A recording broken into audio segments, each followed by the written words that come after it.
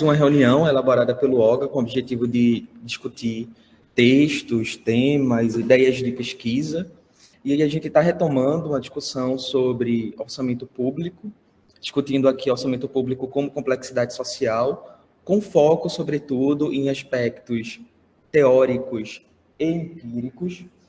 Essa é uma atividade que vem sendo desenvolvida desde 2020, mais ou menos. Então, desde então, a gente tem trabalhado na construção de perspectivas epistêmicas, teóricas e analíticas acerca do orçamento público. Então, essa iniciativa no Congresso Conte se torna uma pensata, que foi publicada na ASA A, que é esse primeiro texto, um debate polifônico sobre o orçamento público moderno no Brasil e suas implicações para a contabilidade. Então, a gente se organizou nesse texto para discutir possibilidades teórico-analíticas acerca do orçamento público e como o Brasil opera um contexto em que as avaliações acerca do orçamento ganham notoriedade, né, ou são pertinentes de avaliação. E a partir desse primeiro texto, publicamos um segundo, que é Revisitando a Teoria Orçamentária Clássica para a proposição de uma agenda de pesquisa sobre orçamento público no Brasil, muito com o objetivo de trazer maior materialidade àquilo que a gente discutiu na Pensata, né? Então, dadas as inquietações de pesquisa que surgem do grupo e de outros pesquisadores, como é que a gente pode elaborar uma agenda de pesquisa que verse sobre questões orçamentárias, ou que tragam o orçamento público para a centralidade da discussão no contexto brasileiro. E aí, o objetivo desse encontro é pensar, discutir como é que a gente pode operacionalizar, né? E aí, como é que o grupo tem operacionalizado pesquisas a partir da construção de conhecimentos alternativos, dentro e fora da contabilidade, e como é que o campo pode se operacionalizar, pode se instrumentalizar, né, na produção desses conhecimentos. Para isso, circulamos 2 textos entre os membros do OGA. Então, o objetivo é que a gente possa produzir um debate acerca desses textos e que a gente também ouça inquietações ou ideias de pesquisa que surjam dos próprios ouvintes, né? Então, se vocês tiverem ideias de pesquisa, questionamentos, inquietações, a gente pode construir algo coletivamente e aí propor alternativas de análise e avaliação. E para a gente desenvolver esse debate, né, a gente toma como base algumas premissas, entendendo que a gente parte de uma perspectiva onto-epistêmica muito específica, que é entendendo a contabilidade como imbricada nas relações políticas, né, e aí o nosso objetivo é essencialmente entender a ação, o contexto e as práticas orçamentárias, entendendo que as práticas partem de uma ação e a ação parte de um incentivo. E aí o objetivo é, a partir de uma avaliação abrangente do contexto, entender quais são as motivações implicadas nas ações, né? E como as ações elas refletem e elas afetam dinâmicas orçamentárias que se tornam pós-modernas, né? Dentro de uma perspectiva epistêmica que a gente tem adotado, que é a capacidade do orçamento estruturar dinâmicas sociais e a capacidade desse próprio instrumento ser afetado por essas dinâmicas, né? Então, aqui a gente dá capacidade de agência para um elemento não humano e o potencial da contabilidade objetivar dinâmicas sociais complexas, né? Já que, no fim, a gente tem um número representando um fenômeno social.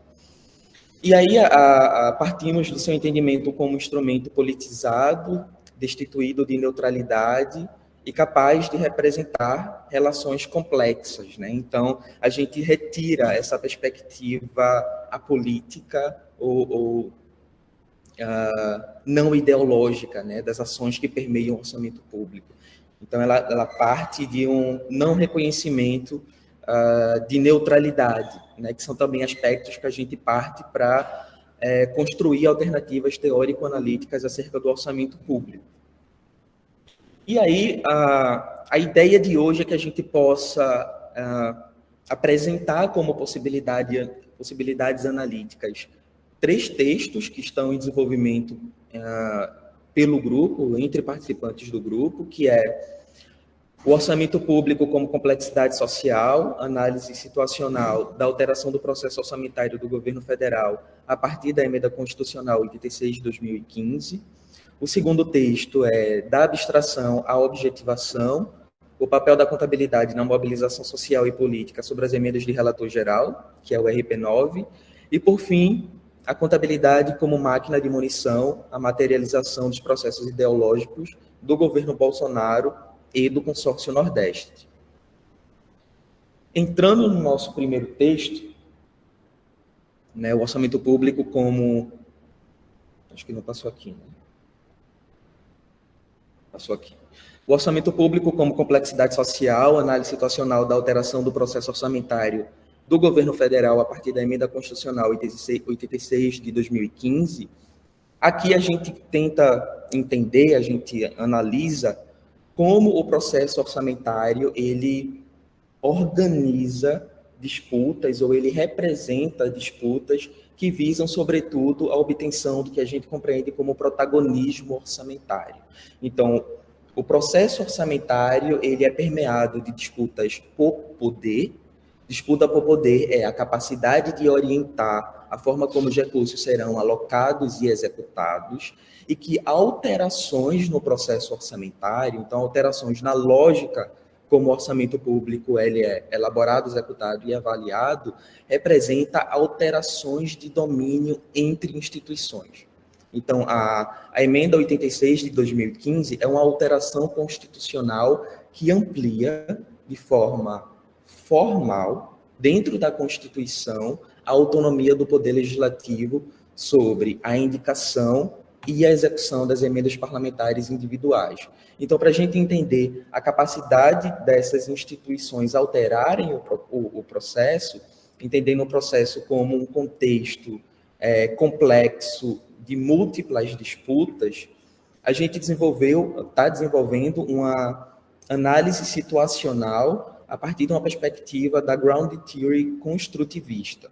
Então, analisamos 15 anos de processo, do processo legislativo da PEC 22/2000, que foi a PEC que gerou a emenda constitucional 86, para entender como os atores individuais e coletivos se organizam, como os discursos eles se estruturam e como essas dinâmicas elas possibilitaram a alteração formal da lógica do processo orçamentário, né? da forma como o processo orçamentário ele foi organizado.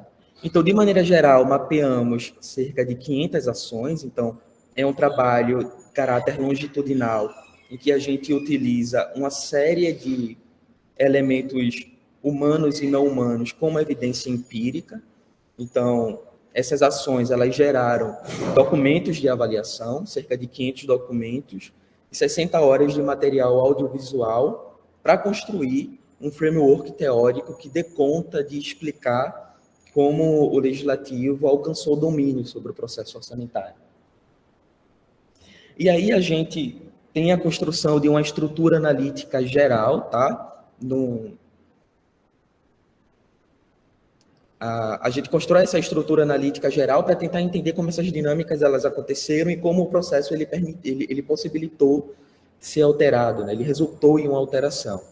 Então, de maneira geral, a gente observou que executivo e legislativo eles desenvolvem disputas contínuas ao longo do processo orçamentário, e no contexto da emenda constitucional 86, isso acontece a partir de duas premissas, ou de dois discursos que operaram no contexto.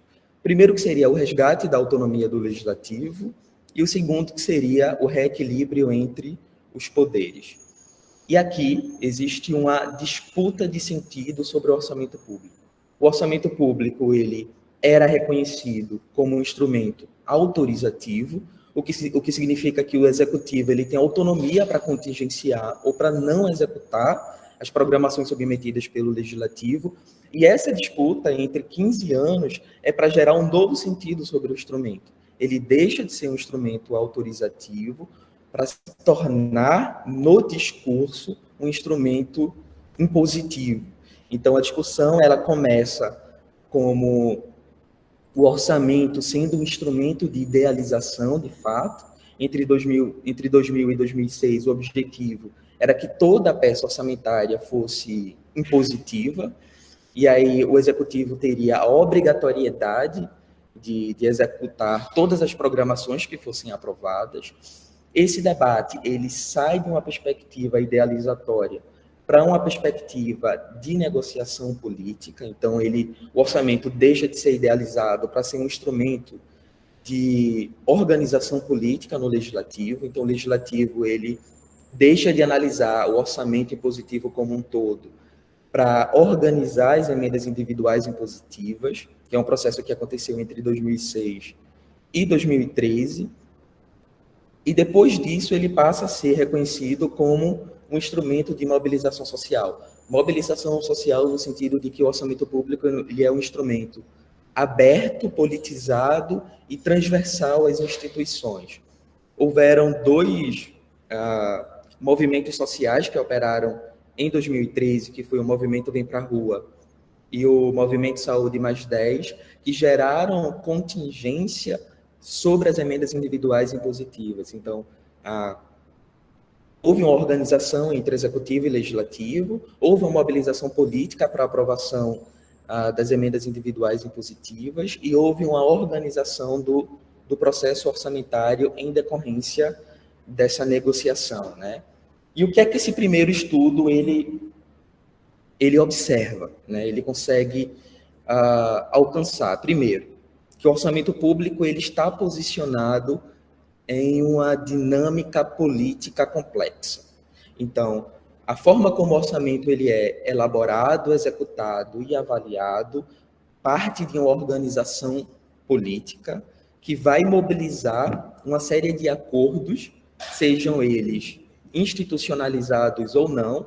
A emenda constitucional 86 foi constitucionalizada, mas a emenda de relator geral, por exemplo, não, e que, na medida em que o processo orçamentário ele é alterado, formalmente ou informalmente, a gente tem alteração de dinâmicas de poder permeando sua elaboração e a sua execução.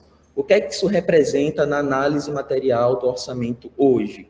Que o Executivo e o Legislativo, eles desenvolvem disputas contínuas.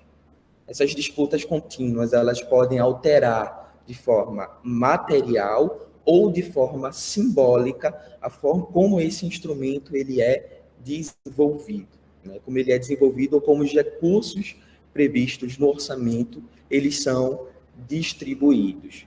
Então, essa é uma possibilidade para a gente pensar a ação, a política e a materialização do orçamento público, tá? Esse foi o objetivo principal desse primeiro texto. E aqui, desafios na sua elaboração é a utilização de abordagens indutivas, que vão demandar uma análise de múltiplos documentos. Então, não é uma análise com pouco material de avaliação e uma avaliação que precisa ser posicionada no contexto histórico. Então, a gente precisou analisar 15 anos de tramitação dentro do processo legislativo de uma PEC para poder gerar sentido sobre como esse instrumento ele foi alterado durante esse período, né? Ou como os sentidos sobre esse instrumento foram alterados durante esse período. O nosso segundo texto, e aí esse é o texto que está compartilhado com os colegas do OGA, é da abstração à objetivação, o papel da contabilidade na mobilização social e política sobre as emendas de relator geral. E eu acho que essa é uma discussão que ganhou notoriedade entre 2020 e 2023, quando as emendas de relator geral foram institucionalizadas, né? E aí, a partir disso, houve uma mobilização social e política acerca do orçamento secreto, ou orçamento paralelo. E o que é que a gente está argumentando nesse texto? A gente argumenta que, na medida em que a contabilidade passa a atribuir uma linguagem específica para as programações orçamentárias, essa linguagem, ela viabiliza, ela possibilita mobilização social e política. E como é que a gente argumenta isso? Como é que a gente observa isso? Até 2013, todas as programações do Legislativo na Lei Orçamentária Anual, tudo aquilo que era proposto pelo Legislativo ao orçamento, era classificado como RP2 ou RP3. Então, eles detinham uma mesma linguagem contábil para as programações submetidas pelo Executivo e para as programações submetidas pelo Legislativo. Então, a gente não conseguia separar de forma objetiva o que era a programação de um e o que era a programação de outro, inclusive na execução orçamentária. A partir de 2013, quando a gente tem a emenda 86 de 2015, que são as emendas individuais impositivas, a gente cria identificadores de resultado primário específicos. Então, RP6 para emenda individual, RP7 para emenda de bancada, RP8 para emenda de comissão e a RP9 para emenda de relator geral. Então, na LDO de 2020, a gente cria um indicador contábil específico para as emendas de relator geral. E aí, pouco tempo depois da criação desse indicador, o Estadão fez uma série de notícias investigando o que eles denominam de orçamento secreto ou de orçamento paralelo. E eles possibilitam essa investigação por meio da criação do indicador. As matérias, as primeiras matérias que analisam na época, não sei se vocês vão lembrar, analisa 101 ofícios que foram encaminhados aos ministérios para a destinação e alocação do recurso. Então, aqui a gente está argumentando que a linguagem contábil possibilitou a mobilização social, principalmente através da mídia, e a mobilização social permitiu a mobilização política, por meio das ADPFs, por meio da atuação do Tribunal de Contas, por meio dos movimentos de contra-resistência ou de manutenção do status quo do Congresso Nacional, até a gente chegar na inconstitucionalidade das emendas de relator em 2023, tá?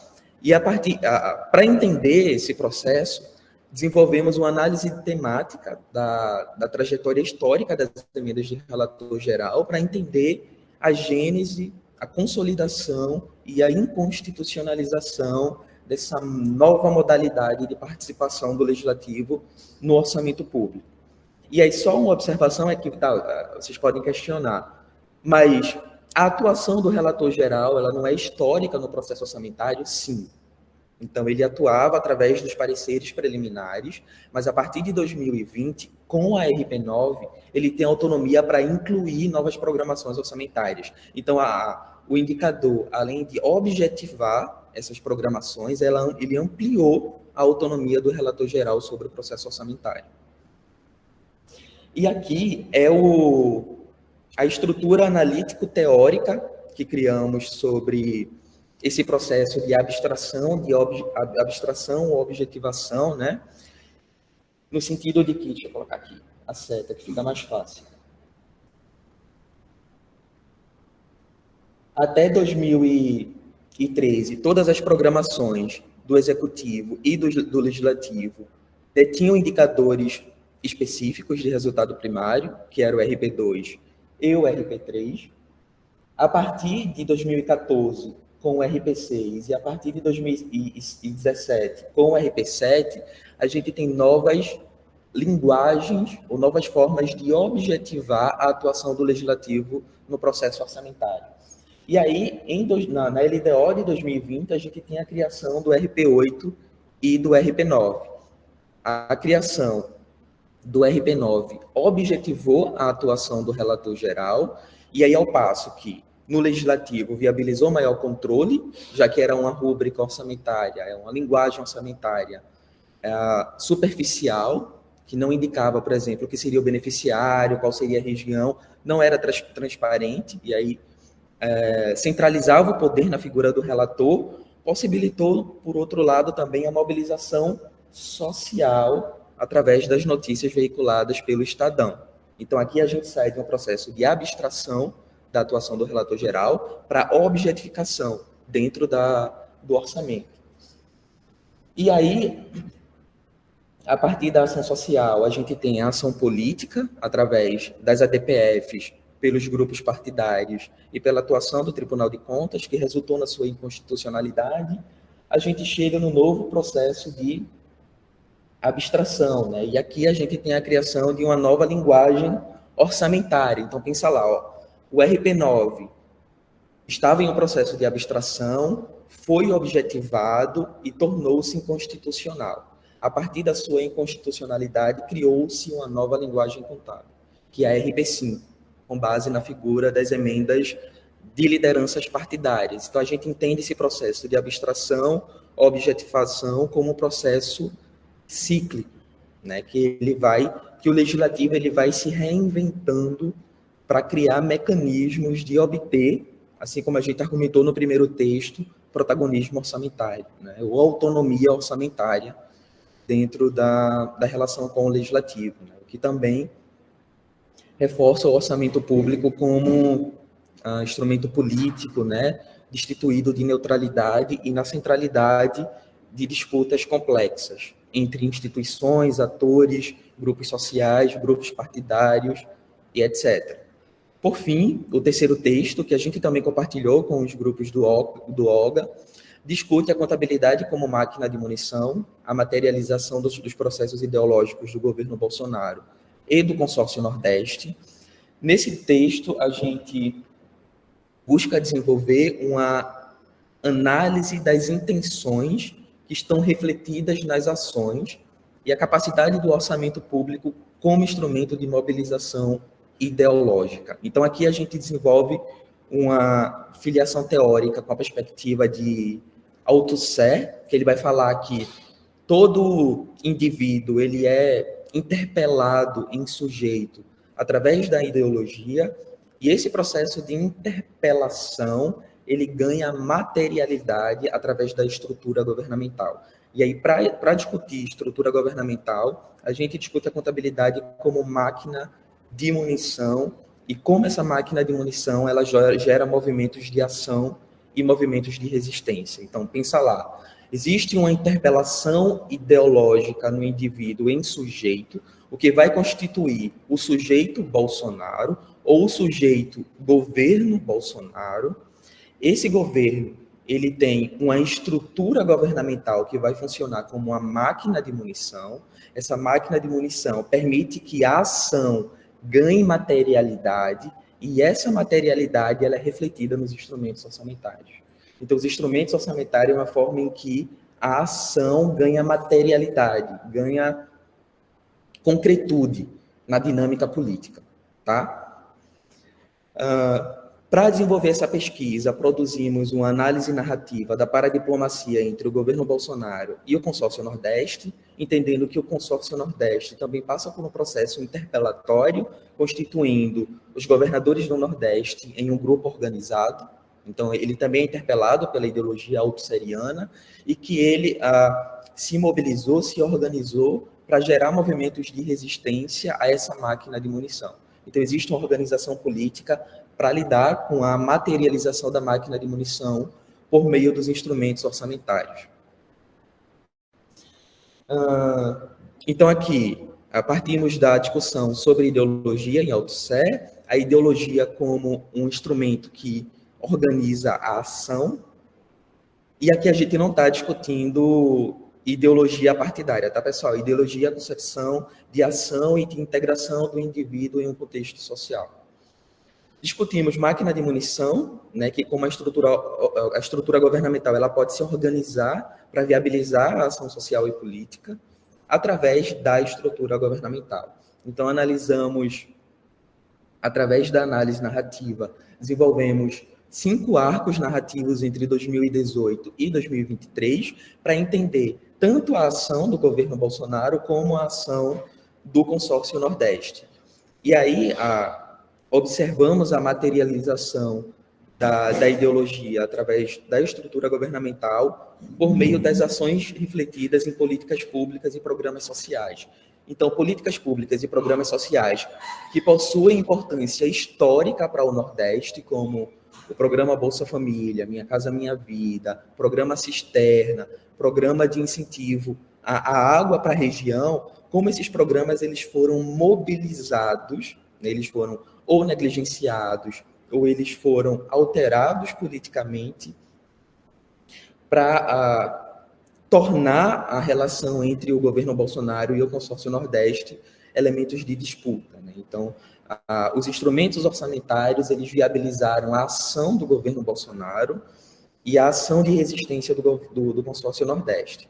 A ação do governo através das políticas públicas para a região e a ação do consórcio Nordeste como movimentos de resistência para o período, tá? E como é que a gente conseguiu observar isso? Através dos instrumentos orçamentários. Então, o instrumento orçamentário, ele dá materialidade, ele dá objetividade à forma como a estrutura governamental funcionou como máquina de munição, né? Então, aqui a gente questiona e discute como esses elementos eles se estruturam na arena política. E aí a gente pode discutir esse texto também entre o pessoal do OGA na sessão de debate. E aí, a partir desses 3 textos, como é que a gente pode discutir desafios e potencialidades, né? Quais são os desafios e as oportunidades nesse processo? Eu acho que, para quem tem interesse em propor conhecimentos alternativos acerca do orçamento público, acho que tem que ter a ação como centro analítico nos 3 textos. A ação é norteadora da análise, seja no nível macro, no legislativo, seja no nível meso, na ação do relator geral, ou seja no nível micro, na atuação de um governo específico. É a ação que vai nortear o processo analítico, e eu acho que esse tipo de pesquisa demanda um olhar crítico do pesquisador sobre as práticas, né? Então, destituir o orçamento público de neutralidade, de objetividade, e não reconhecer apenas como um instrumento técnico, né? Entender que ele é transversal a dinâmicas sociais complexas que afetam a forma como esse instrumento ele é organizado e desenvolvido. E aí, a mobilização de perspectivas metodológicas que ampliem a noção de evidência empírica, reconhecendo o orçamento público como um elemento não humano com capacidade de agência, e que viabilize análises aprofundadas, acompanhando aí a dinamicidade dos fenômenos sociais que permeiam os orçamentos. Nas 3 pesquisas, nós utilizamos perspectivas qualitativas de pesquisa, análise situacional com a ground theory construtivista, análise temática e análise narrativa. Então, elas possibilitam a compreensão aprofundada das práticas e das dinâmicas operantes, e elas precisam ser posicionadas no contexto social. É a ação posicionada no contexto, e a partir desse posicionamento entender ação, estrutura e discurso. E como esses elementos eles possibilitam a manutenção ou a modificação das práticas orçamentárias, né? E como essas práticas alcançam materialidade nesse próprio instrumento. Então, o orçamento como estruturante das relações sociais e o orçamento como afetado pelas dinâmicas sociais que estruturam o contexto, tá? Acho que esse é um processo de dualidade que o pesquisador ele precisa desenvolver na condução da pesquisa. E aí, em termos de apresentação, é isso. Queria abrir para os colegas do OGA e para os demais participantes, quem tem ideia de pesquisa, quem tem inquietações, para a gente conseguir discutir um pouco agora o material, né, ou possibilidades de estudo.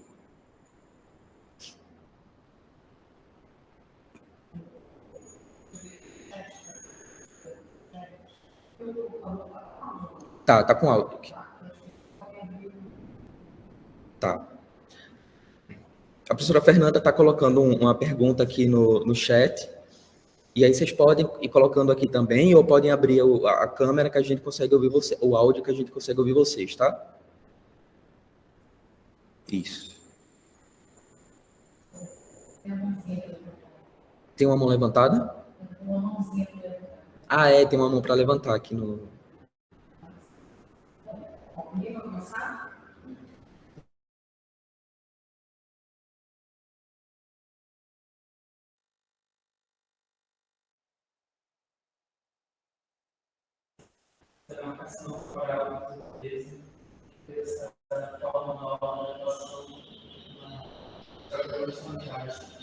essas mídias sociais só um marco histórico, político, né? A gente sabe que o preso criou um estratégia de mudanças, né? Associadas ao bloco, as letras de junho de 2013, enfim, essa mudança se algo do fator externo também, não é uma coincidência. Não, Cauã, ele perguntou como é que a gente pode analisar, né, ou como é importante para a análise a gente posicionar a avaliação dentro do contexto histórico, ou seja, dinâmicas sociais podem alterar a forma como o orçamento público ele é organizado. E isso aconteceu no primeiro texto, tá? Em 2013 a gente teve o movimento Vem para a Rua, lembra? Foram aqueles movimentos que as pessoas foram demandando melhor prestação de bens e serviços públicos de maneira geral no primeiro momento. E logo em seguida, a gente tem o movimento Saúde mais 10. Não sei se vocês lembram desse movimento, que demandava 10% da receita corrente bruta como sendo vinculada ao orçamento da União. Então, a União seria obrigada a executar 10% da receita corrente bruta anual. Isso foi um aspecto importante para a promulgação da emenda constitucional 86 de 2015 para as emendas individuais impositivas, porque até 2013 o executivo ele era contrário a essa iniciativa. A partir do momento que o Movimento Saúde mais 10, o Movimento Vem para a Rua, ganha notoriedade, ele amplia as emendas individuais impositivas, mas orienta a indicação de metade dessas emendas para a saúde, para atender as demandas do Movimento Saúde mais 10, e, em contrapartida, ele inclui uma emenda de plenário para incluir um novo assunto na emenda constitucional, que é alocar 15% da receita corrente líquida. Então, enquanto os movimentos sociais estavam exigindo 10% da receita corrente bruta, que seria mais ou menos 18% da receita corrente líquida, ele ampliou as emendas individuais impositivas, organizou como metade dessas emendas deveriam ser executadas e vinculou a essa emenda 15% da receita corrente líquida. Então, ele respondeu à mobilização social, incluindo uma pauta conflituosa, porque no Congresso existia uma discussão na bancada de saúde a favor do Movimento Saúde mais 10, mas ele incluiu uma pauta conflituosa, vinculação de recurso à saúde, dentro de uma pauta consensual no Congresso, que era a impositividade das emendas individuais. Então, dentro do processo, antes da promulgação da PEC, o próprio legislativo foi a favor de uma emenda que ampliava a autonomia do legislativo no processo orçamentário. Então, por isso que aqui a gente reconhece o orçamento como instrumento de mobilização social. Então, o contexto social mobilizou a organização das instituições, executivo e legislativo. E aí, no final das contas, os dois saíram ganhando. O legislativo com as emendas individuais impositivas e o legislativo com menos 3% de receita corrente líquida vinculada a ações e serviços públicos de saúde.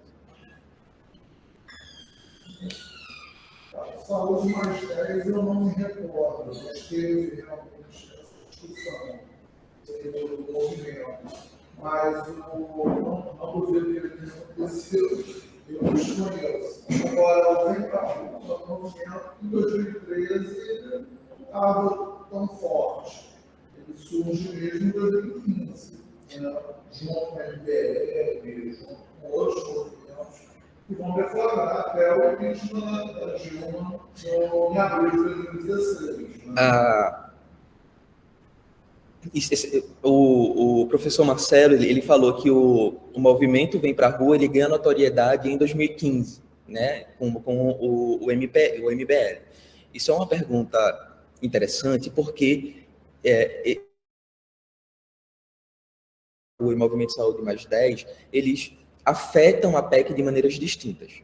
O movimento Vem para a Rua ali em 2013, quando a relação do Congresso já começa a ficar complicada com a presidenta Dilma, o movimento Vem para a Rua começa a organizar discurso.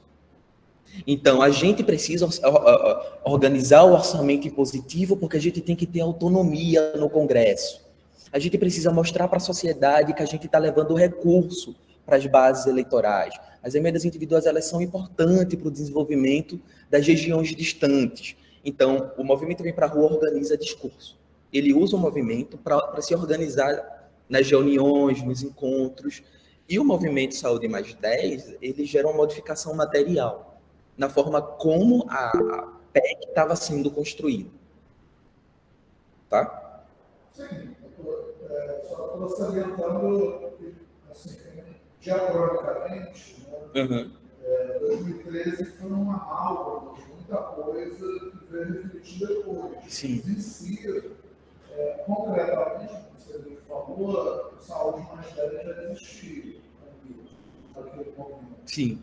Então, a própria Dilma fez um discurso ainda em junho de 2013, falando que ia destinar os royalties. Isso foi parte do mesmo período. Assim.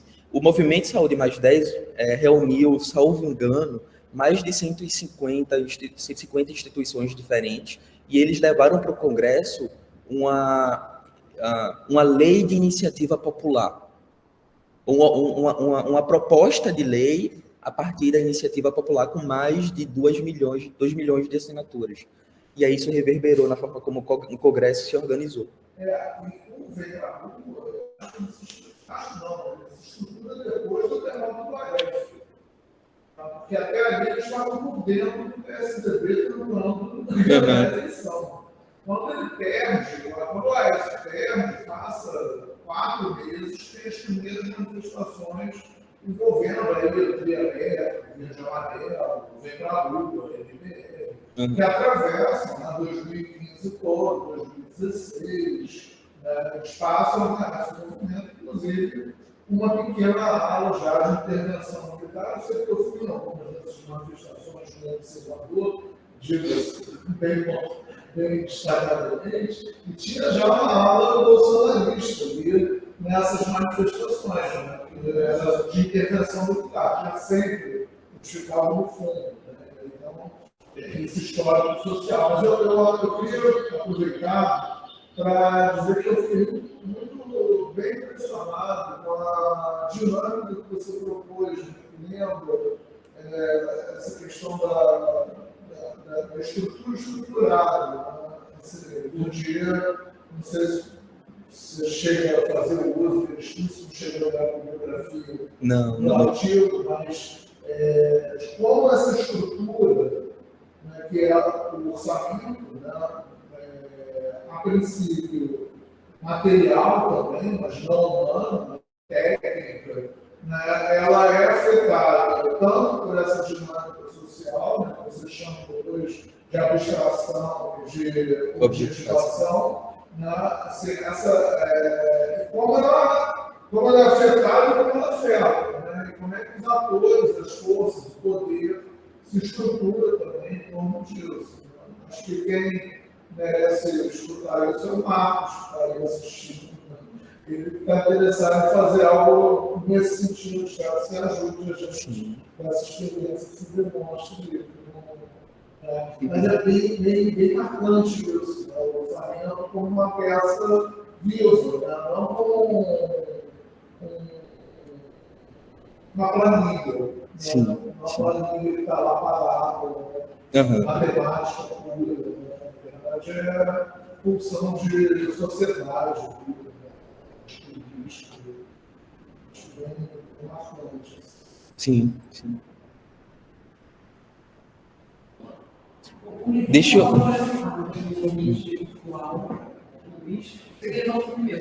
eu vou junto com para o pessoal conseguir ouvir. Tá bom, tá? Olá, pessoal. Boa tarde. Parabéns pelos autores, pelo trabalho. Eu queria saber, Alan, uma situação. A gente está vendo que nesses movimentos aí de abstração e objetificação, há uma clara e notória inconstitucionalidade, principalmente no artigo 2º da Constituição Federal Brasileira, que diz que a união dos poderes legislativo, executivo e judiciário, eles têm que ser independentes e harmônicos entre si. Ao acontecer todo esse processo, que harmônicos a gente não precisa dizer que tem que ser troca de beijinhos e afagos, mas para que funcione o sistema de freios e contrapesos previsto na Constituição.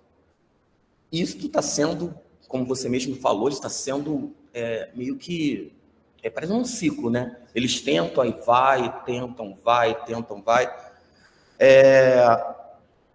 Nesse caso, o Alan, a pergunta que eu tenho para fazer, tendo em vista a frequente inconstitucionalidade de uma cláusula pétrea da Constituição Federal, no que diz respeito à independência e à harmonização entre os poderes.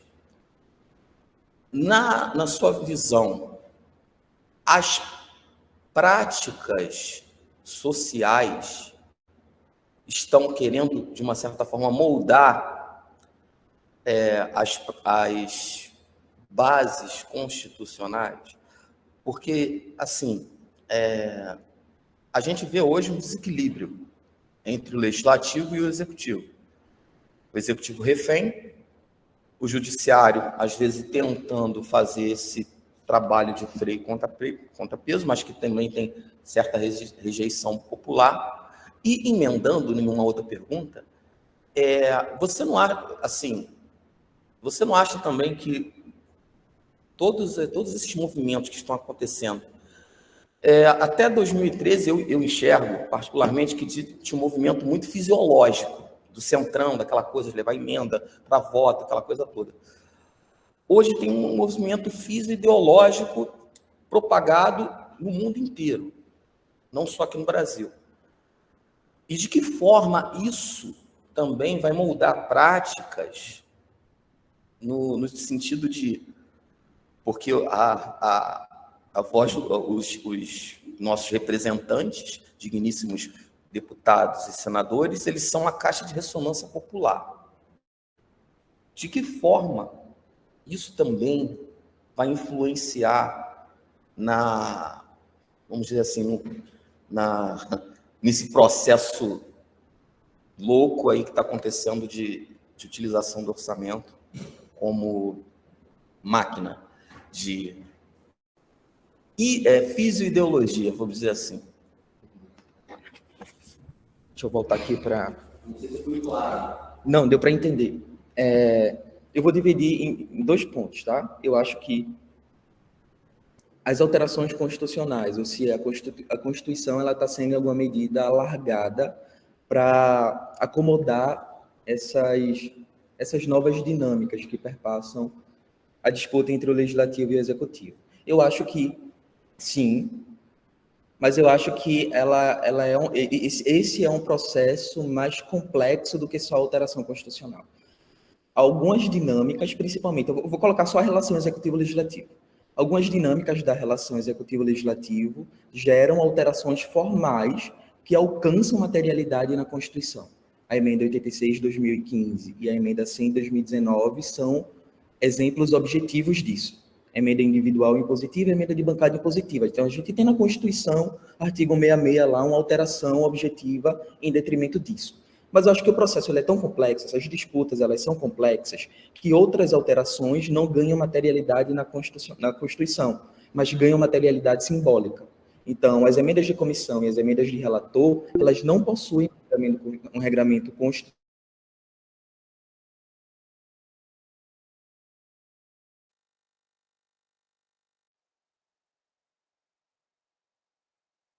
Por exemplo, a mobilização do Movimento Saúde Mais 10 gerou uma alteração objetiva, que é a vinculação na saúde. Mas a gente pode ter outras mobilizações que não alteram, sabe? Eu acho que ela ganha conformidade em alguns cenários dentro da própria Constituição, mas em outros, não. O que a gente pode fazer é tentar entender como essas alterações elas estão interpostas ou elas avançam e se retraem. Por exemplo, houve uma alteração simbólica através das emendas de relator que se tornou inconstitucional. Então, a gente tem a proibição objetiva da atuação do relator geral para incluir novas programações orçamentárias. Mas, na medida que isso ocorre, existe uma outra alteração simbólica, através do RP5, que são as emendas de lideranças partidárias, que também não têm uma base na Constituição mas altera a forma como a LDO, a LOA, está sendo estruturada. Mas essa abstração que ela surge, você não acha que ela surge da sociedade para o parlamentar e não o contrário? Olha, eu acho que o parlamentar ele pode utilizar da sociedade para engajar politicamente. Mas o que eu conheço mais a fundo é a emenda individual, de bancada e de relator. Surgiu da dinâmica política, da atuação do legislativo, especificamente. E aí eles usam a dinâmica social, que é a capacidade de representação, capacidade de alocação de recursos, capacidade de atendimento das bases locais, para tornar isso simbólico, sabe? Oi, Levi, pode falar. Eu gostaria de iniciar meus comentários assim, rapidamente, e essa pergunta do Cláudio, né? Ela foi bastante interessante, agradecendo, né? Ao Observatório, a professora Cláudia, a professora Fernanda.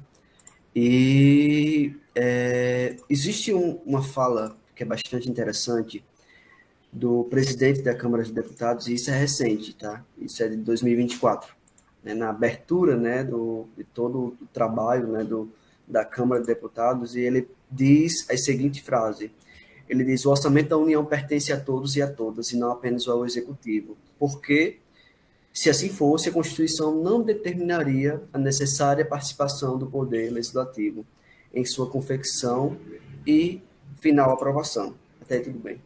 Depois ele ainda diz: o orçamento é de todos e para todos os brasileiros e brasileiras. Não é e nem pode ser de autoria exclusiva do Poder Legislativo, e muito menos de uma burocracia técnica, que apesar do seu preparo, não duvido, não foi eleita para escolher as prioridades da nação. E não gasta a sola do sapato percorrendo os pequenos municípios brasileiros como nós, parlamentares. Então, essa fala do presidente da Câmara dos Deputados, né, ela justamente já chega como um consenso em relação àquilo que a gente já vem debatendo, né? E aí eu revisitei um artigo, né, do professor Ricardo Rocha, né, ontem, sobre as raízes da contabilidade orçamentária e patrimonial do Brasil. Ele diz, olha, a contabilidade ela pode ser entendida como um conjunto de práticas, conceitos e ritos justificados para sua aplicação, socialmente construídas e em certos, né, contextos como determinado objetivo. Então, o que eu compreendo a partir desse debate e a partir do que a gente, né, visualizou, né, observando a nossa pesquisa, é que até então, até 2020, a gente tinha uma atuação do Poder Legislativo, né, de ordem técnica, né, e dizendo, olha, a gente está aqui apenas para fazer algumas alterações substantivas, né, no processo orçamentário, e isso a gente está tratando de elaboração.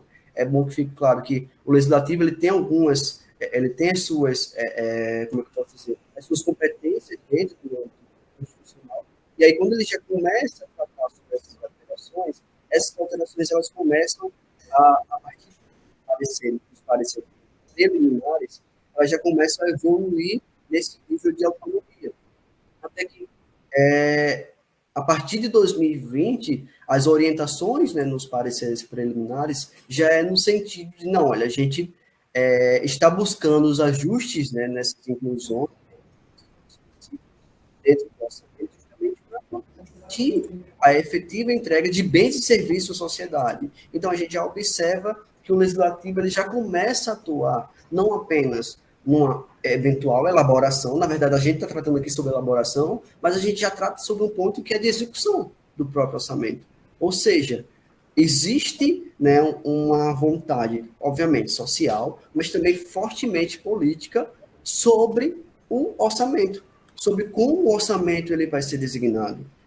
E a RP9, né, aquilo que a gente se ateve mais dentro do nosso artigo, ela claramente é uma figura dentro do orçamento e dentro do ciclo orçamentário, dentro da construção orçamentária, que vai completamente de encontro afrontando aquilo que a Constituição ela traz como elementos básicos para uma boa construção orçamentária. Tanto que lá na frente, o TCU, ele basicamente, que é um órgão, né, pode ser que tenha ali aquele viés político, mas ele é muito técnico, e ele traz algumas afirmações que são bastante pesadas.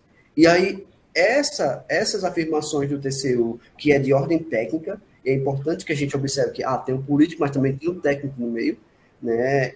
Essas afirmações do TCU, elas são bastante contundentes. Olha, tudo isso aí está bastante bagunçado, no fim das contas. E aí, existem frases do TCU, né? O TCU, ele constata diversas violações às regras, né, orçamentárias, né, o rito orçamentário que está lá na nossa Carta Magna. Ele diz, olha, foi incluída, né, dentro do orçamento atribuições indevidas, né, aos parlamentares na alocação de recursos, a falta de critérios transparentes na destinação de emendas e a baixa priorização, né, de programas existentes. Então, isso casa muito com o que o Alan já vinha dizendo, né, em relação à mobilização do consórcio Nordeste, justamente para manter aqueles programas que são existentes, ao passo que parte do orçamento está sendo sugado, né, para manter, né, eu não sei se poderia ser essa palavra, mas manter as estruturas de poder existentes. É óbvio que o orçamento, ele traz esse processo, tanto é que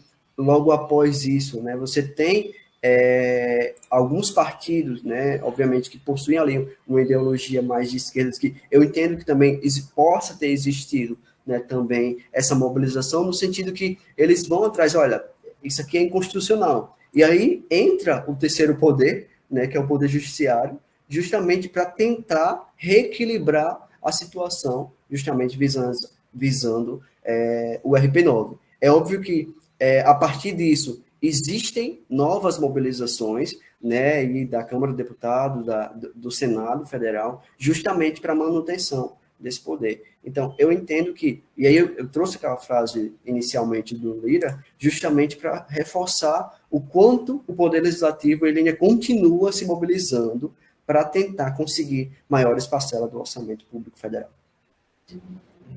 E só complementando o que o Levi falou sobre as emendas de relator geral, e acho que é um aspecto que o Luiz também questionou, né? Que as emendas de relator geral, elas surgem através de uma alteração simbólica do processo orçamentário, mas existe uma tentativa de tornar isso material em 2022 ou 2023, para tornar impositivas as emendas de relator geral em montante equivalente às emendas individuais e de bancada, que seria equivalente a 2,2%. Então, surge no contexto simbólico, mas existe uma tentativa de dar materialidade através da constitucionalização, de um novo regramento constitucional.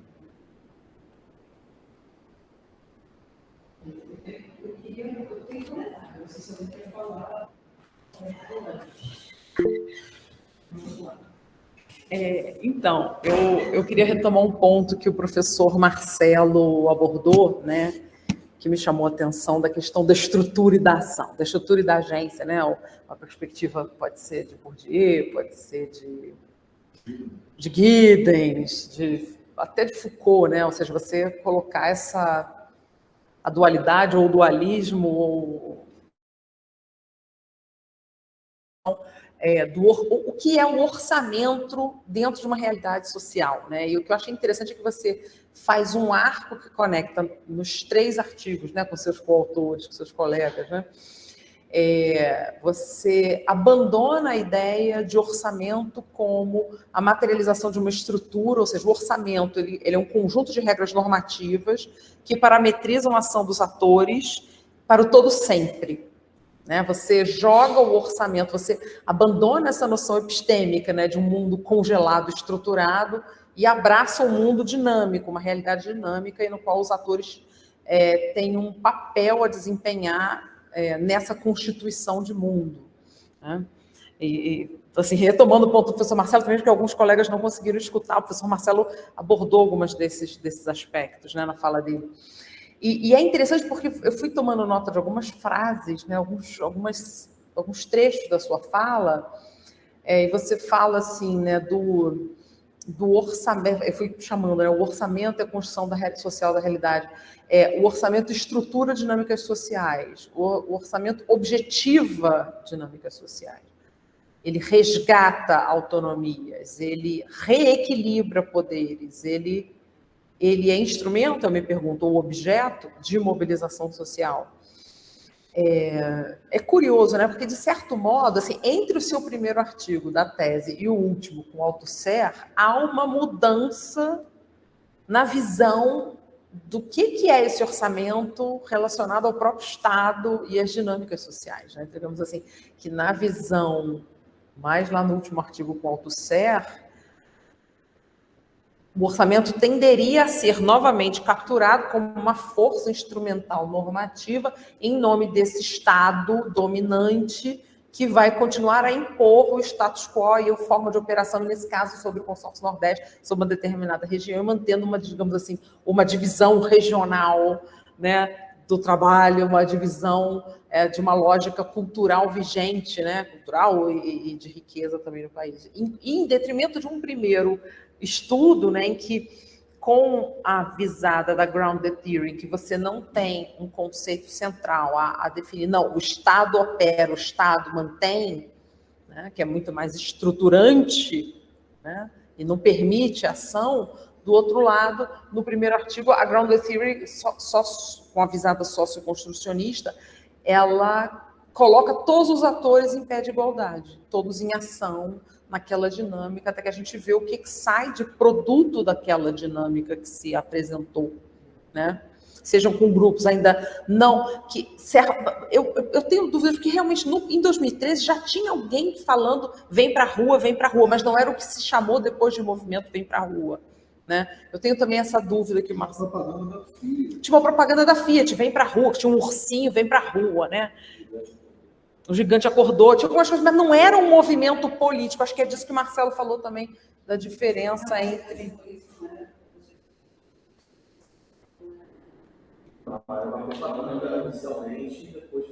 E eu me lembro bem dessa dinâmica, porque nessa época eu estava dando aula no GP10, acho que a Cláudia estava licenciada fazendo tese de doutorado na época, né?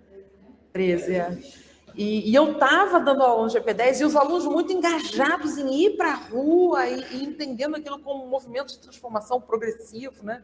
E tal, e que depois esse movimento vem para a rua virou uma outra coisa, né? Mas, de certo modo, assim, o que eu vejo, né? Eu queria ouvir de você. Quem é você ontoepistemicamente? Você é o pesquisador que entende todos os atores em pé de igualdade, em forma de constituição e reconstrução de uma realidade que, de fato, o resgate das autonomias e o reequilíbrio se dá em igualdade de condições, ou você... Porque, assim, a gente, quando vai para campo e começa a fazer a pesquisa, a gente materializa um pouco, a gente começa a ver as limitações daquele próprio quadro teórico que a gente escolheu, né? Ou você percebe que nessa dinâmica das emendas, até tudo bem, deu linguagem e materialidade para a gente fazer uma outra forma de controle e accountability, que é o teu texto do meio, né? Você acredita de fato de que essa ordem constituída e construída em torno do orçamento, a noção de poder é muito mais fluida e distribuída? Eu queria ouvir de você nesses 3 estudos que eles demarcam posicionamentos diferentes nesse entendimento das dinâmicas. Eu queria ouvir. Então, essa pergunta eu não vou fazer. Por isso que eu faço agora. Não vou fazer. Então, eu acho que essa pergunta ela é interessante, acho que ela é pertinente, porque ela perpassa a construção dessas pesquisas também, tá? Os 2 primeiros textos, eu acho que são inquietações que eu levanto, e eu acho que o orçamento ele é um instrumento incontrolável, o que ele é e o que ele representa dentro do contexto social é incontrolável. Eu não consigo delimitar ou conceituar o que é o orçamento. Eu consigo entender através das relações o papel que ele representou. Então, eu vejo o orçamento como um instrumento de disputa política entre atores, eu vejo o orçamento como um instrumento de disputa política entre instituições, eu vejo o orçamento público também como um componente da estrutura governamental que vai ser mobilizado objetivamente. E aí, esse último artigo vem de uma inquietação da Camila. Então, a Camila trouxe o Althusser com uma perspectiva teórico-analítica para entender o que o orçamento representa. Mas, nossa, se eu fosse definir, tá, o que é que eu enxergo o orçamento? Eu enxergo o orçamento como um elemento não humano, pós-moderno, que possui agência para afetar dinâmicas sociais e é afetado pela dinâmica social operante. E por isso ele é incontrolável. Acho que não dá para controlar o orçamento. Não existe um orçamento técnico. Eu acho que tudo que... Não, a gente pode até ensinar. Não, a gente pode... Eu acho que a gente pode até... Não existe. Existe um orçamento técnico. Existe uma perspectiva técnica que instrumentaliza. Você falou, por exemplo, que por exemplo, o identificador do Web9 é de alguma forma um olhar técnico e instrumentalização dessas formas que o orçamento foi adquirindo. Ele precisa de um base técnico. Mas a criação do indicador, ele foi de uma perspectiva política, porque através do indicador, o relator geral poderia controlar objetivamente as emendas de relator. Se apropria da linguagem técnica para dar materialidade ao que ela espera. Então, a linguagem política, ela precisa, a dinâmica política precisa da suporte técnico. Isso é da legitimidade. Mas ela elabora... De informação não separada. Eles precisam de suporte técnico para garantir o seu opinião, para garantir o seu controle, para garantir que a maior parte deles. Eles precisam de alguns elementos, ou seja, inclusive eu queria dizer que ele dá objetividade e acaba. Aí eu pergunto, ele é produto ou ele é produtor da ordem? Os dois, ele é as duas coisas. Você entende? Quando a gente ensina orçamento em sala de aula, a gente coloca orçamento como ordenador da realidade, no qual os políticos vão lá e apenas definem os valores dentro daqueles elementos. Quando, na verdade, ele é ordenador e ordenado. Ele é produtor e produto. Até porque, para quem não ordena, o político dele, ele pensa no elemento, ele pensa ou ele imagina um público. Sim. O público vai votar nele para ele não se manter, pelo menos no Brasil. Na toa, se fizer um outro levantamento de perpetuação, de renovação parlamentar, a gente não vai muito longe. Né? E eu lembro, por exemplo, no Rei Friburgo, que na época o Walter Braga era deputado do PSD, que era filho da prefeita, e continua sendo filho da ex-prefeita. Não veio para mal. E o Cláudio, quando ele assumiu o mandato, ele fazia para a emenda individual dele uma reunião, chamava uma quadra de escola de samba, ia todo mundo para lá debater para onde ele deveria aplicar. Ele rodava todos os municípios lá do Norte Fluminense para fazer a reunião para definir onde ele ia aplicar o orçamento. Pode ser uma demagogia. O meu deputado tem uma enquete também, outra forma. Mas, pior, não, eu também gostei, pessoalmente, mas tecnicamente. E eu falo que ele é incontrolável, Fernanda, porque a produção dessa ordem social, ou o produto dessa ordem social, eu acho que não dá para prever. Não dá para a gente falar com... a gente consegue entender como as coisas estão acontecendo, na medida em que elas acontecem. Mas não dá para a gente, sei lá, projetar teoricamente como ele vai. Não dá. Outro efeito, o próprio efeito da ação de quem institui essas diferentes modalidades de emenda. Porque, quando eu estou entendendo, o orçamento tem RB2, RB3, RP9, agora tem constitucional. RP5 que criaram agora. RP6. Então, são várias modalidades para entender essa dinâmica.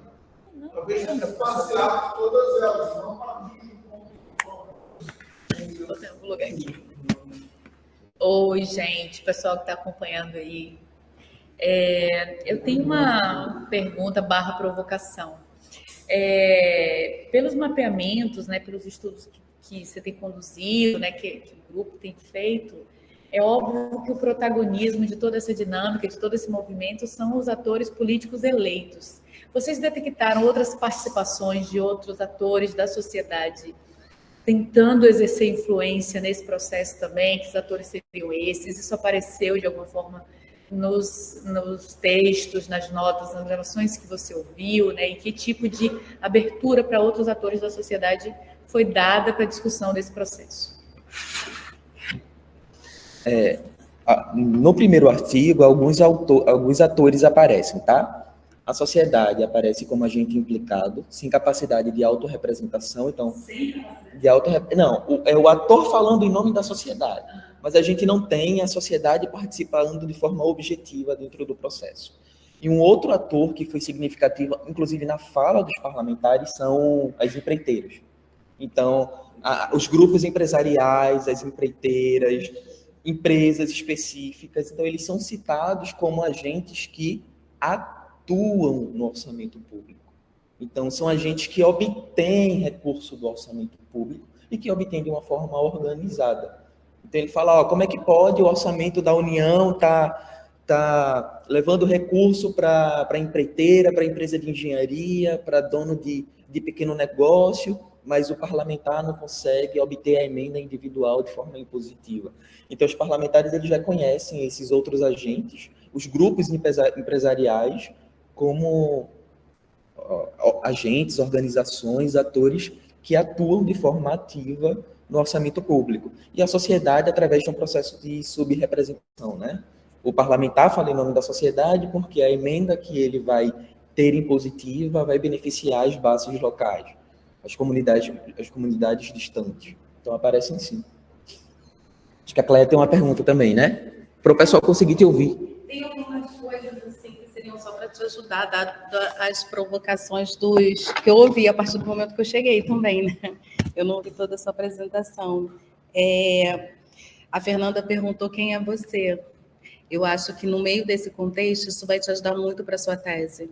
Quando você falou agora assim, o orçamento é incontrolável e ao mesmo tempo você fala que ele é uma estrutura de poder, então será que ele é incontrolável? Ou quem emana poder sobre ele controla ele? Uma provocação, né? Entendeu? Então, assim, a posição de realmente quem é o Alan é muito importante. E a questão que a Cláudia falou da complexidade... Assim, eu estou fazendo uma reflexão minha, comigo. Então, por isso que estou aqui aproveitando para dividir com vocês, talvez te provocar também, porque você está na tese, você pode talvez já avançar em relação aqui ao grupo, né, e trazer essas respostas até para a gente.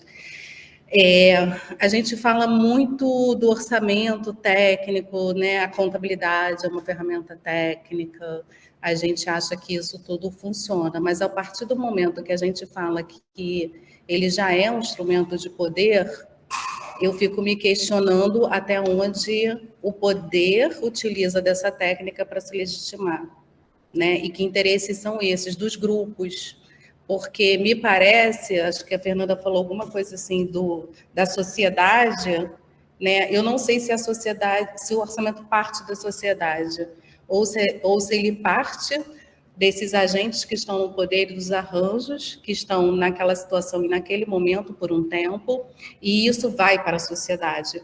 Às vezes, me parece que tão pouco importa essa sociedade, entende? Então, quando a gente fala dessas complexidades, você falou assim, nós autores, né, daqui falamos dessa sociedade, talvez ouvir essa sociedade é muito importante.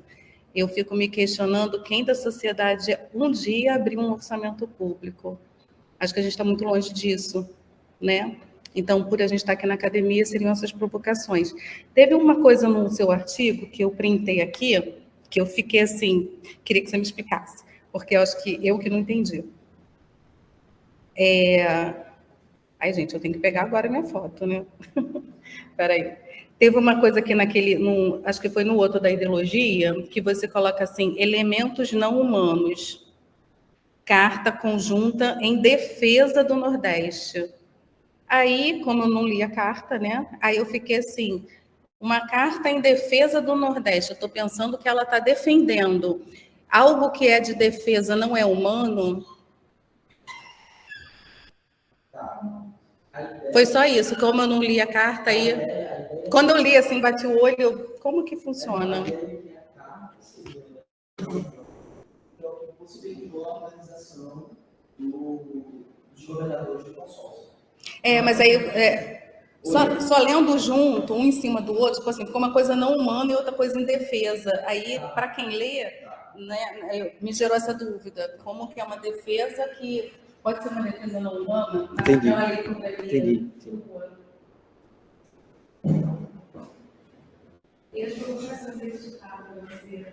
Nossa.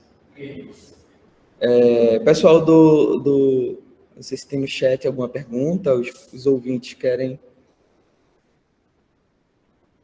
alguma ideia de pesquisa, algum questionamento, algum...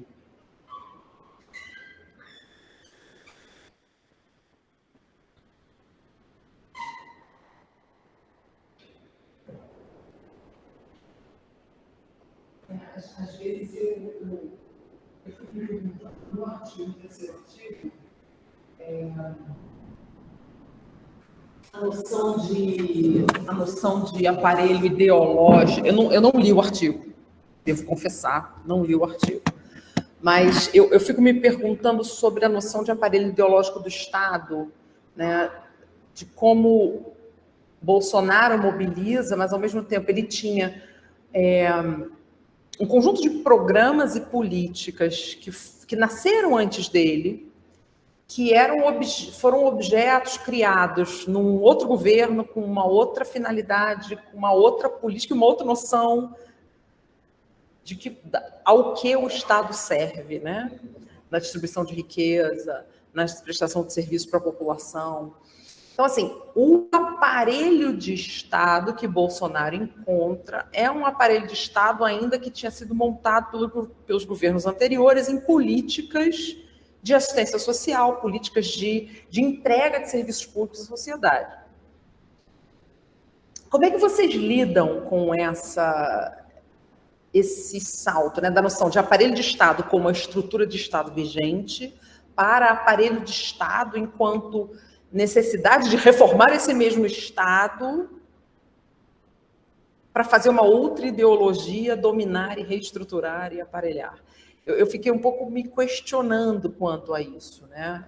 Como é que porque, assim, existe a estrutura de Estado que foi arranjada, organizada por políticas por um governo anterior, e uma ideologia também diferente, distinta da que ele quer implantar, né? Apesar de ainda percebermos elementos estruturantes, culturais, sociais, políticos de uma sociedade brasileira que não foram inabalados pelos governantes anteriores, né? Mas aí eu queria entender como é que, se vocês também se depararam com essa inquietação, ou se conceitualmente existe uma saída para isso. Ou se não tem resposta, vocês ainda estão procurando, não sei. A gente reformulou um pouco a pesquisa desde o TCC, graças também ao professor Luiz Eduardo Mota, lá do IFIX, porque eu tinha uma ideia, né, no AutoCE, de que a contabilidade poderia ser, sim, um aparelho ideológico do Estado. Só que, assim, o Alan, para a gente fazer o artigo, ele falou, vai lá, busca nos journals sobre o AutoCE e como ele está sendo visto na contabilidade. Aí, lá na pesquisa, não tinha ninguém que fizesse essa relação com a contabilidade sendo um aparelho ideológico do Estado. Então, eu falei, eu não me sinto segura de definir uma coisa assim, porque eu não tenho nenhuma base assim, vindo da escola que eu possa me sentir confortável de falar isso. Então, eu entrei em contato com esse professor, que ele tem diversos vídeos no YouTube, tem livros sobre o AutoCE, e para tirar essa dúvida, essa inquietação, ele falou que não pode ser considerado um aparelho ideológico do Estado, o que poderia ser considerado seria a faculdade, né, o modo como ela ensina a contabilidade. Até foi uma coisa que o professor Marcelo Castaneda levantou lá na semana de integração, sobre a contabilidade ser exata. Aí ele falou isso da faculdade. Isso. Aí ele falou isso sobre a faculdade poder ser vista, o departamento poder ser visto também. Mas para o artigo, depois do que ele me ajudou, do que ele propôs de leitura, a gente estava pensando nessa interpelação e como a prática também ela estrutura, ela faz parte da estrutura, ela modifica, ela transforma e reproduz o poder. E realmente, eu fico até com pena ali do Alain, porque parte desse último artigo, eu acho que eu influenciei muito ele nessa questão do Althusser, e pegando o gancho da professora Fernanda, falando sobre como estão em pé de igualdade na tese dele, e como aqui já é mais estruturante, realmente, o Althusser, ele defende o Estado ali como parte da luta de classes, né? Você vai tomar um pouco, assim, o poder está centrado ali, e diferente de Foucault, né, que tem redes de poder. Então, essa parte eu ainda fico receosa, mas voltando à discussão que eu saí muito, o que eu tinha em mente seria que toda prática ela não é isenta da ideologia. Então, a ideologia, ela auxilia, ela está inscrita ali na prática. Eu estou formulando aqui junto com vocês, espera aí. Então, sobre o Bolsonaro receber um orçamento já pronto e ele modificar, como... Eu estou tentando voltar na pergunta, peraí. Poderia te repetir um pouquinho? Assim, o Althusser, quando fala, né, da educação como reprodutora dessa ideologia das classes dominantes, que não tem uma estrutura de sociedade, a contabilidade faz parte nesse sentido. Eu concordo com o que você disse, né? Ou seja, a maneira como a gente ensina o orçamento, como a gente ensina a contabilidade pública, a gente ensina o que são os controles, né? De certo modo, é uma maneira em que a gente não vê esses elementos, esses mecanismos como socialmente construídos, e que a sociedade pode participar da dinâmica de construção desses elementos. Então, de fato, olhá-lo por essa ordem, né, de que o Estado domina esses mecanismos, esses instrumentos, ele educa, ele reproduz e mantém as estruturas e os sistemas, né? Mas quando a gente traz para a dinâmica do consórcio Nordeste, né, e a gente fala da transferência dos recursos para as políticas públicas, a gente também chama o desmonte dessas políticas. Né? E aí acaba confundindo um pouco o desmonte dessas políticas por Bolsonaro como uma forma dele dominar e impor a sua ordem e visão do que o Estado deve pegar na sociedade, como se fosse.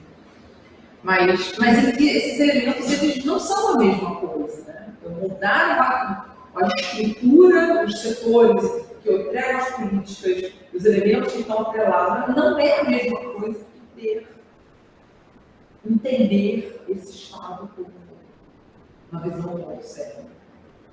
Está fazendo sentido? Não tem mais você. Não, eu não aprecio muito o Althusser, até conheço o Luiz Eduardo, de outros carnavais e locais. Mas, assim, o que eu estava pensando aqui do Bolsonaro é que ele não queria administrar o orçamento. Então, para ele foi fácil, a meu ver, passar essa bola para o legislativo. Já o Lula, ele quer ter acesso ao orçamento, entendeu? Quer ter acesso, assim, de manusear. Isso se torna inconstitucional também, o orçamento secreto, uma passagem do governo. Acho que tem essa mudança ali, de fazer político mesmo. Porque o Bolsonaro queria outra coisa, queria fazer as aparições dele e tal, mas ele não queria ter ele queria fazer o acordo. Chegou ali em 2020, no meio da pandemia, ele teve que fazer um acordo com o Centrão. E o preço do Centrão foi esse: olha, a gente quer mais controle sobre o orçamento. Ele falou: tudo bem, qual controle sobre o orçamento? O que eu quero é que vocês me demolem. Só que o Lula, para fazer esse acordo, porque tanto que agora tem uma dificuldade do governo, né, para a discussão do orçamento. Né? O Centrão não quer devolver a bola que ele já tem. Né? E o Lula fica nessa encruzilhada ali, tentando ter mais dinheiro para investir, enfim, está muito encruzilhado, né, me parece. Então, tem essa diferença aí, eu acho. Mas quanto ao Odisseu, não tem elementos porque nunca foi um autor que eu dominasse, assim, não cheguei, então, mas eu vi o artigo de vocês bem por alto, porque eu tive uma semana tribulada, assim, de mudança e tal, então não tive oportunidade de sentar e ler com calma, né? Mas me pareceu interessante a abordagem que vocês fizeram no artigo do fenômeno do orçamento.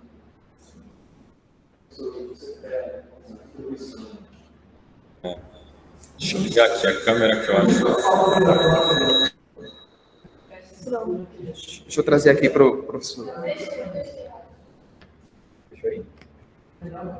Bom, a minha colocação ela vai mais no sentido acho que do primeiro artigo que você colocou, que é sobre as pressões políticas que existem em cima do orçamento, né? Existe toda uma literatura, na época que eu estava verificando o efeito do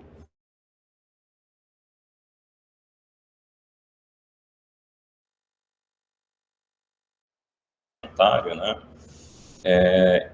Eu li bastante textos que tratava da questão das variáveis políticas, né? Nos estudos quantitativos é ainda mais difícil, porque é difícil você quantificar o que seria variáveis políticas, mas alguns autores andaram se aventurando nessa saga e conseguiram instrumentalizar ali algumas variáveis. Por exemplo, fragmentação política do Congresso Nacional ou do Legislativo leva a maior pressão orçamentária, porque quanto mais fragmentado for o Poder Legislativo, cada um vai querer uma parte do orçamento para si.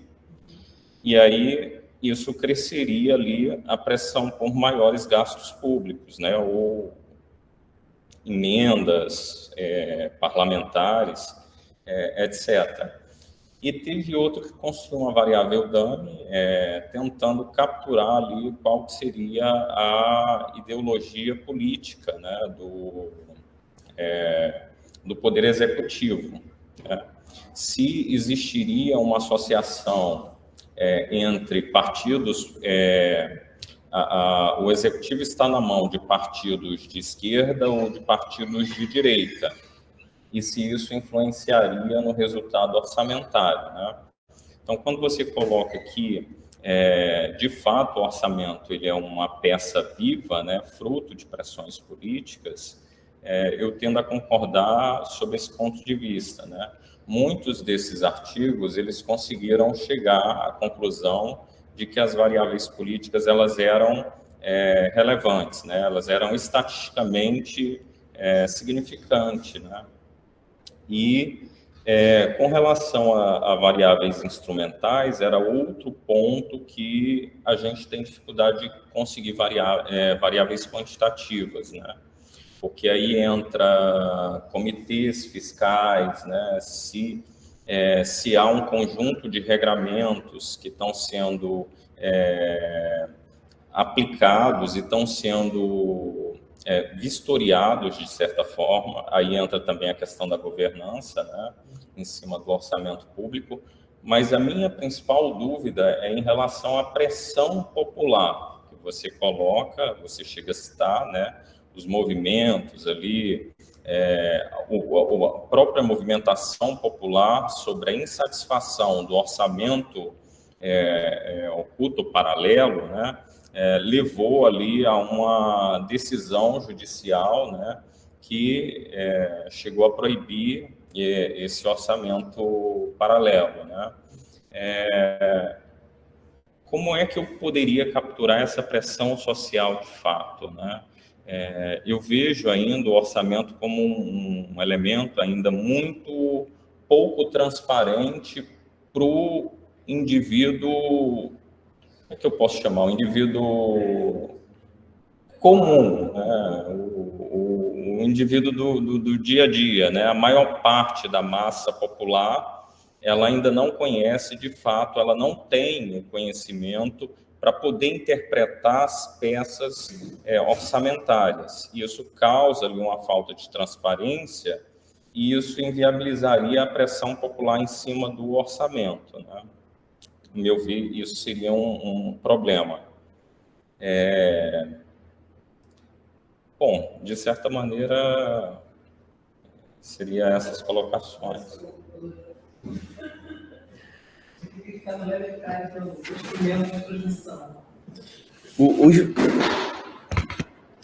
Os movimentos sociais, ou movimentos da sociedade civil organizada, eles aparecem em duas pesquisas, na primeira e na segunda, né? Na primeira, acho que o Movimento Saúde Mais 10, ele cresceu tanto, eles chegaram ao Congresso com mais de 2 milhões de assinaturas. Então, isso se tornou uma pauta em que o Congresso não podia se esquivar. Então, invariavelmente, isso acabou exercendo pressão sobre os atores, tanto executivo quanto legislativo, na PEC 86. No segundo artigo, que são as emendas de relator geral, o Estadão, ele divulgou uma investigação. Então, eles tinham um conhecimento especializado sobre a lógica de tramitação das emendas de relator geral. Então, em nenhuma das duas veio veio de uma coletividade organizada, 2 milhões de assinaturas, 150 organizações da sociedade civil, e, por outro lado, veio de um investigador que tinha um conhecimento especializado sobre aquilo. Eu não conheço métricas já trabalhei pesquisa quantitativa envolvendo orçamento, pressão por gasto, déficit e tal. Eu acho que não dá para a gente capturar. Não sei se é possível capturar, porque isso é tão fluido e é tão influenciado pelo contexto que não sei se a gente consegue avaliar isso objetivamente, sabe? O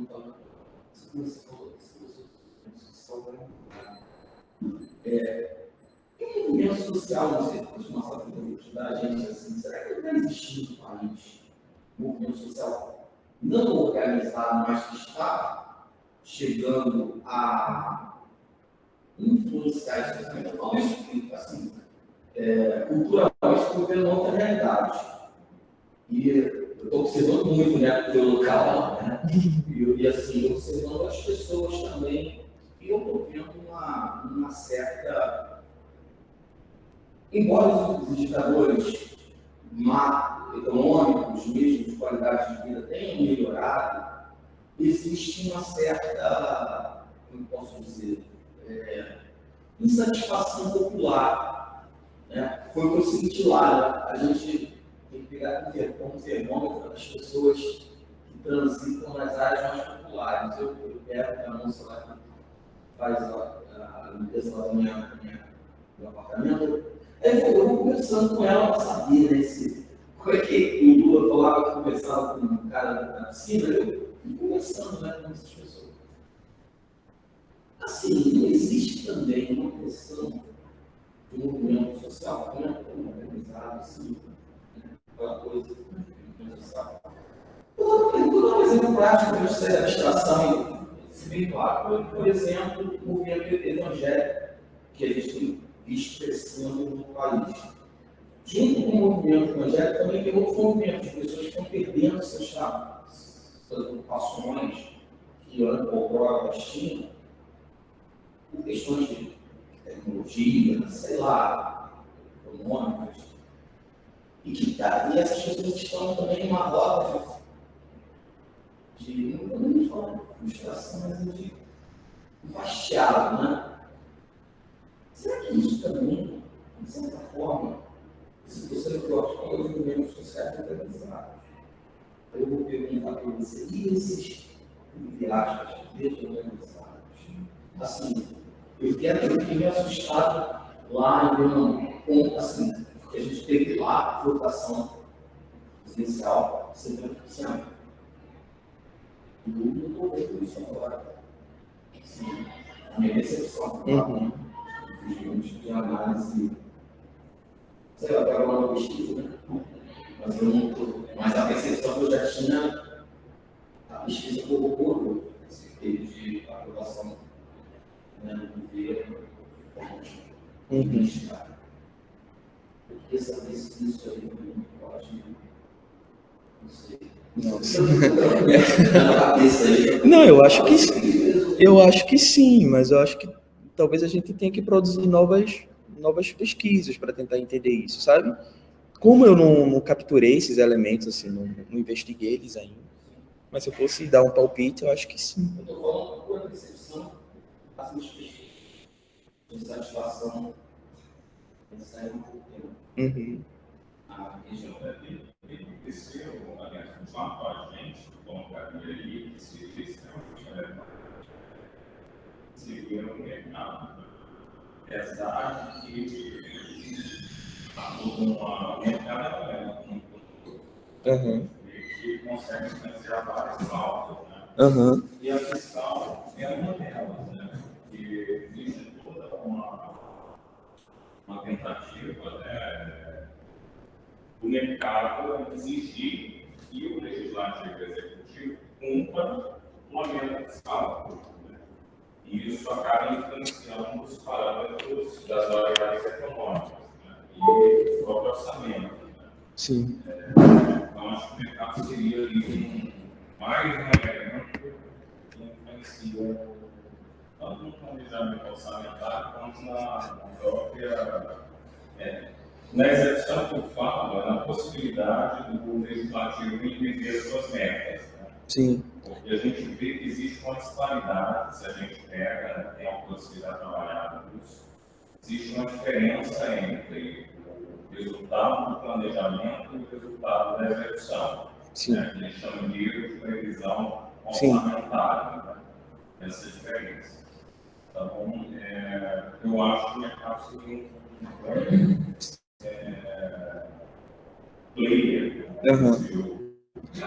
player. Acho que já aparece, de certa forma, quando eles mencionam as feiras da TV. Eles apresentam a forma como ele está. Mas nas entrevistas já que você está gostando dessa bolsa, ou pode ser? Assim, eu acho que você viu assim, esse ano período de orçamento, né? Qual que é esse orçamento? E aí eu estou escutando, você escutando, fazendo paralelo com o que eu estou estudando. O orçamento que, se a gente for pegar lá da história, como um orçamento líquido, né, como o professor falou, o professor Fernando, e essa pressão política que você coloca, em cada período você vai ver uma coisa diferente. Né? Pegou lá no orçamento com esse campo lá atrás, né? E tem um grupo que sempre está no poder, que eu sempre não tenho um camarada. E o mercado desse lado aí, eu acho que esse orçamento é o que sobra para o mercado. Eu acho que nem entra aí. E se a gente for pensar em positivo, o mercado, igual a movimentação que eles fizeram, que os bancos ganharam, vai sair agora os resultados, que teve um pouco, que lá atrás, quando o Bolsonaro fez aquela manobra para dar os auxílios, e foi para a última obrigatória. O valor foi embaixo, então não foi comprado. Agora o governo vai pagar. Então, assim, ele saltou, né? E com a lei das estatais, né? Com o avanço desse grupo de econômicos nas estatais, é um recurso que vai para esse grupo e nem passa pelo orçamento. Nem chega a ser orçamento receita do governo. Então, eu acho que o orçamento, essa massa de manobra dessas medidas positivas, é o restante desses grandes grupos que tem todo esse juros. Aí se você pega taxa de dividendos, por exemplo, Petrobras, né, com os dividendos, né, que nem vai para o governo já distribui. Então, assim, a Eletrobras, né, hoje, né, também a gente tem que ser um recurso que ia para o governo depois, entrar na instituição e tudo. Então, é uma nova forma de nem entrar nessa disputa por esse orçamento que já estava tão reduzido. Porque já sobra que agora é o segurança que os políticos estão disputando. Mas além do mercado financeiro, existe também o mercado produtivo. Eles também estão preocupados com o resultado fiscal.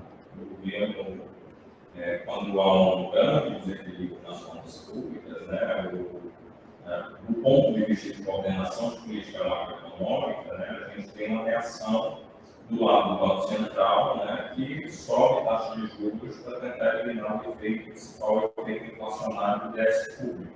Né.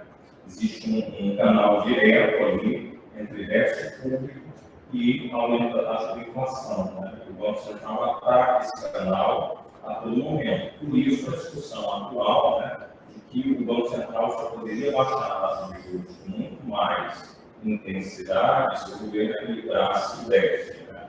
Por isso, a pressão também desse setor em cima de um orçamento que traga ali o equilíbrio fiscal. Você acaba não tratando na tela. Não, mas a gente discute que toda crítica fiscal ou toda inquietação do mercado, dos grupos econômicos, dos grupos produtivos acerca do que é que representa déficit fiscal também precisa ser construído politicamente, né? Porque, por exemplo, existiram déficits no governo Bolsonaro que não foram questionados, mas, por exemplo, a emenda de transição, a PEC de transição do governo Lula foi. Por que a questão fiscal se torna pauta política em uns momentos e outros não, sabe? Por que isso? Por que a questão da organização econômica, dos grupos de poder, dos grupos de influência, afetam tanto a forma como ele é organizado?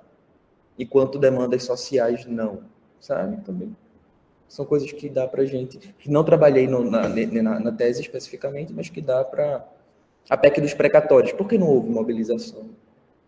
Como houve na PEC da transição, por exemplo. Eu queria instituir Bolsa Família, Farmácia Popular e Minha Casa Minha Vida. Então. Tem atores específicos ali, né? O Paulo Guedes, o Haddad. Não, mas é isso. Que representam esses movimentos. O mercado, aliás, não é um genérico. Né? O mercado são atores sociais, relevantes, literários. Né? Em alguns momentos você pode fazer um grande déficit, em alguns momentos você não pode fazer um grande déficit. Exato. Aí você tem um ponto da parte ideológica. Isso. Isso, inclusive, é uma sugestão nossa na Pensada e no outro artigo de como esses conceitos eles são politicamente construídos também. Então, tentar entender como que se constrói um discurso sobre austeridade fiscal, sobre equilíbrio fiscal, em uns momentos e em outros não. Então, isso que eu falei, de um momento ideológico, porque o que a gente está vendo na Argentina hoje, né, é um movimento ideológico que está usando uma fisiologia de governo lá, por isso que eu estou assim. Esses movimentos que estão acontecendo no mundo afora, para mim, assim, do ponto de vista reflexo, isso é um imperialismo e capitalismo mundial, né? E isso vai ser refletido nas políticas de Estado, e principalmente na política sanitária de cada Estado. Então a gente fica meio que assim, nossa, quem poderá nos defender? Podemos encerrar, Fernanda, aqui com o pessoal. Mas ela também é professora especialista, né, na contabilidade pública. Gente, eu estou aqui monitorando a Eu estou aqui monitorando. Então, sexta-feira, para todos os efeitos, é meu dia acadêmico, né? Então, marquem coisas sextas-feiras que na medida do possível. Na verdade, eu estava aqui, gente, lutando com o orçamento para assinar um contrato para o RU de Macaé, tá? Mas eu estava, obviamente, como eu conheço um pouco as discussões, procurei colaborar. Eu confesso que é muito bom estarmos de volta, né, há poucos dias de retomarmos as aulas da graduação do período. Essa semana retomamos as atividades também aqui nos cursos de pós-graduação, aqui do programa, nos 2 cursos que nós ofertamos aqui, mestrado e doutorado. E é bom o Observatório estar de volta, estar aqui presencialmente, com um corpo valoroso, né, com integrantes atuais, integrantes que hoje são egressos do programa aqui. Às vezes as nossas agendas, né, projetos que a gente assume acabam cortando um pouco o nosso ritmo para outras coisas. Mas eu fico muito feliz que o Observatório, né, Fernando, o sonhozinho que começou lá atrás, que a gente falou, vamos formalizar um ambiente onde a gente possa discutir, onde os nossos orientandos, nossos colegas, parceiros de pesquisa possam estar junto e construir coisas legais com a gente. É bom ver que o Observatório está vivo, que desperta interesse efetivo dos nossos orientandos. Eu acho que eu tenho até um co-orientando da UFMG, que está estudando o controle, que eu pedi para ele participar aqui, para acompanhar, pedi para os outros orientandos também. Então, é muito bom estarmos de volta, é muito bom mantermos esses espaços de discussão vivos, né, para que o nosso fazer universidade, a nossa trajetória acadêmica vá além da carga horária oficial que nos é exigida, porque isso traz uma riqueza muito grande também para a nossa formação, para o nosso crescimento. Então, eu agradeço imensamente a todos que participaram de alguma forma, acompanharam, deram corpo e gás a esse momento. Agradeço ao Alain, ao Levi, a Camila, né? Cadê a Camila? Camila, ninguém me apresentou a Camila, gente. É um absurdo. Eu li o trabalho da menina lá no TCC. Bem-vinda, Camila, aqui, e obrigada pela participação também. E teremos outros momentos de debate, outros eventos. 26 de abril. Isso, e é muito bom que as pessoas participem, né? Deem suas contribuições, porque é uma das justificativas, é uma das razões também da gente manter essa engrenagem andando, para que a gente possa realmente crescer, dar nossas contribuições dentro dessas temáticas que tanto nos instigam, né? Obrigada a todos. 5 de abril. Eu provavelmente eu posso participar remotamente, que eu estarei de férias oficiais e não estarei aqui, inclusive. Mas eu posso participar remotamente. E é isso, gente. Um abraço a todos. Boa sexta. Agradecer ao Levi aí. O Levi participou de uma disciplina conosco aqui no programa. Obrigada, Levi.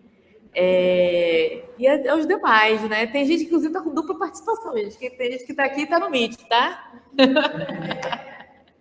Muito obrigada a todos. Excelente sexta. Obrigada, André, também. Vai gravando a sessão. Isso, o André, gente, servidor aqui da FAC, ele é ótimo. Obrigada, André. André deve estar sabendo tudo de orçamento já, das dinâmicas orçamentárias aí. André, eu vou ofertar a disciplina de orçamento governamental esse período, gente, na graduação, sextas-feiras, 16h40. Quem puder dar um pulinho lá de vez em quando, eu posso até compartilhar. Isso, sextas-feiras, 16h40, estarei aqui. Tem uma mestranda da turma do ano passado que vai ser estagiária docente nessa turma, a Thaís. E aí eu acho que eu vou até convidar esse pessoal para falar um dia sobre essa dinâmica orçamentária, esse aspecto mais político, né, da dinâmica orçamentária lá para a turma da graduação, né? Acho que vai ser uma oportunidade também, vou colocar lá na programação. E é isso, gente. Um abraço a todos. Se o Alan quer falar mais alguma coisa.